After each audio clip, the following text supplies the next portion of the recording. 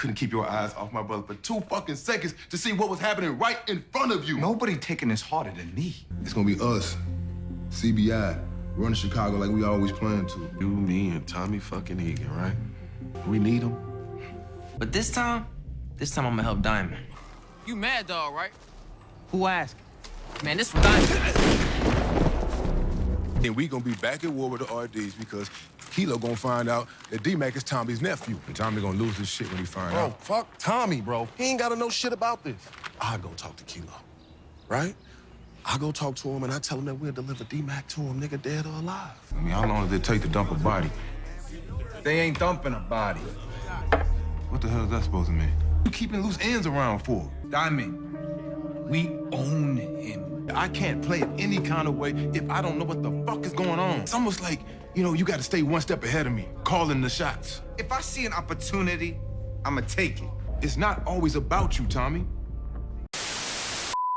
Welcome back, Top Notch Gang. We're here with another banger, and sorry for the long intro, but I wanted to set the foundation of this video as we're going to be talking about the beef that's brewing between Tommy and Diamond coming in season 3 of Power Book Force. So we got to dive into everything that took place in season 2 because I think the cracks in their bond and everything is showing. We see Jannard laying the foundation for Diamond to doubt Tommy. We see them both going behind his back to King Kilo after D-Mac took out Mad Dog, which Tommy still doesn't know about, and saying they're gonna offer D-Mac up to King Kilo to keep the coalition going. And then at the end of season 2, with Tommy keeping Vic alive, going behind Diamond's back, leaving loose ends, Diamond telling him it's not always about you. How can he trust him? They're supposed to be partners, everything like that. And a specific line Tommy said is, if I see an opportunity, I'm gonna take it. And I think Diamond is gonna hold that over his head because that's kind of the same thing he's doing with D-Mac. So we need to dive into everything that happened within season 2 and all the possibilities for season 3. Because once again, I think the foundation is there. The beef has started, it's brewing. I think we're gonna eventually see a war or a battle between Diamond and Tommy. So leave a like, comment, subscribe. Let me know your thoughts and opinions down below. Also tell me what you thought of the season finale. You go check out my review video dropped right before this one, but let's go ahead and dive right into it. Now, to start things off, this all kind of goes back to even the beginning of season 2 because Tommy did a lot of things behind Diamond's back and made a lot of plays without him. They even had a disagreement literally in the very first episode about Tommy wanting to take out Chewie for switching up, going back to Jannard, not being down. And of course, Diamond didn't want him to do that, start a war, incite any violence, anything like that. Tommy still went and killed that nigga. So a lot of people try to use this to say, I saw people saying that Diamond kind of has a right to utilize D-Mac in the same way Tommy went behind his back and killed Chewie. But I feel like it's a little different because D-Mac is Tommy's family. But we're going to get to that more later. We also see more tension and problems start to rise when Tommy started to think that Diamond, of course, was a snitch. He was walking around, kept seeing them with Seamus in his barbershop, saw them getting into a car together, and then took to Tommy, approached him with a gun, asked if he was a snitch. That Diamond came clean about what happened. Of course, he dealt drugs that got Seamus' sister injured or needed some type of medical attention, and that's why he's been paying him money. So they reconciled about that. Of course, the whole Seamus incident happened with D-Mac, but that's another video for another day. Then we see as things continue to go on, Tommy starts to notice Diamond's head isn't really in the game, as he was around Leon, his mom, doing his parole stuff, and he was missing a lot of meetups. It was Vic who went with Tommy to meet with the DSDs, I believe. Then it was, of course, Vic and Jannard who went with him to meet with the RSDs or the RDs.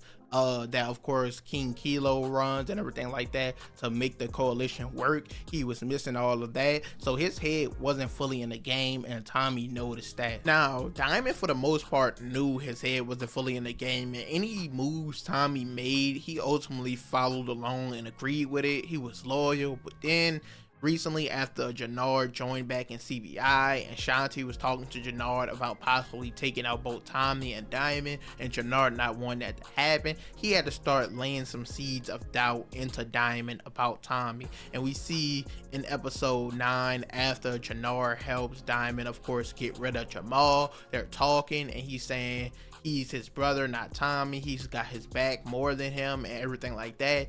Already starting to lay the seeds of doubt, and that continues into episode 10 in the barbershop scene where he's telling him, do we really need Tommy? But now with Tommy making moves on his own, Diamond don't really agree with him anymore after the Vic move. So of course, episode 10, Vic, they know he's the snitch. Tommy goes to Diamond, tells him everything that happened and what went on, and they come up with a plan to basically take down Claudia, the Serbs, everyone else. And at the end of the plan, of course, they're supposed to kill Vic. Now, at the end of the episode, Diamond is looking for the two people they sent to kill Vic. Tommy tells him they're not getting rid of a body. Vic is still alive. They're keeping him to keep getting information about the feds. He want him as an informant. And Diamond isn't cool with this. He says he wants no loose ends, and he doesn't like Tommy making moves and plays without him. And Tommy tells him if he sees the opportunity once again, he's gonna take it. And this all circles back around to what also happened within this episode with D-Mac taking the kill on Mad Dog, even though in the barbershop scene once again Diamond did say he was gonna take out Mad Dog, but he said now is not the time. There's too much going on, the whole coalition. He didn't want to ruin it. But D-Mac, he doesn't give a fuck, wanted back in CBI, took matters into his own hands, and now Diamond, he went behind Tommy's back, and once again Tommy up to this point he still has no clue about this and offered up D-Mac to King Kilo. And we're gonna see that play out very early into season 3, because King Kilo said he was getting out in a few days or very fucking soon, to say the least. So I think we're gonna see him released in the very first episode of season 3. So Diamond, to a degree, he's acting like he's not keeping stuff away from Tommy or making plays without him. Now, because of all this, I think Diamond is gonna use this decision Tommy made to keep Vic alive, not alerting him of this plan, to validate what he's doing with D-Mac, even though he made this decision without Tommy before he even know what Tommy did with Vic. He was already planning to offer up and give away D-Mac. And once again, this is family. Tommy and him, Tommy has enough problems on his hands. He really can't beef with Diamond right now, but once again, it's already in the air. It's already brewing. It's not really much he could do to stop it. He still has Shanti and Jannard waiting in the background to come take him out. He still has Miguel, who took Maria, has to find out where she is.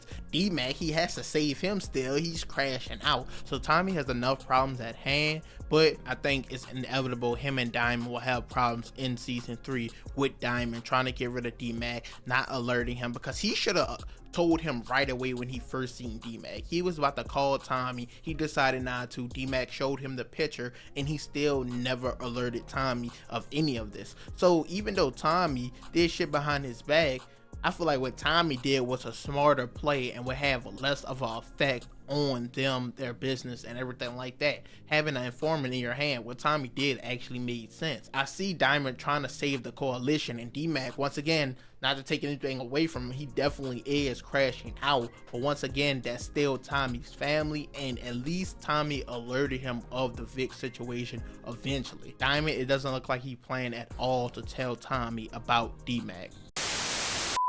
But overall, that's it for this video. This was just a quick foreshadowing that I think is gonna take place within season 3 as the season, of course, gets announced, gets closer, there's trailers and everything involved. We, of course, could take a deeper dive into everything that's gonna take place. But for now, I think they foreshadowed, they showed all the cracks, and I think for sure Diamond and Tommy, the beef is coming. And honestly can't wait to see how so much of this plays out. You guys let me know any other things you want me to break down or foresee coming into season 3. Also, like I said, Raising Kanan is less than a month away at this point, so I'm hyped for that. So you can leave down below any specific videos you want me to make on that as well before it comes back. But I do want to say I'm planning on dropping 2 full reviews of TV shows I finished in the past or anything like that. So if you want to leave some suggestions down below, if I finish that show, I'm gonna do a full review, explain season by season, character deep dives, everything. That video is probably gonna be 40+ minutes. So if you want that on some of your favorite shows, leave that down below as well. Leave a like, comment, subscribe, and I'm out.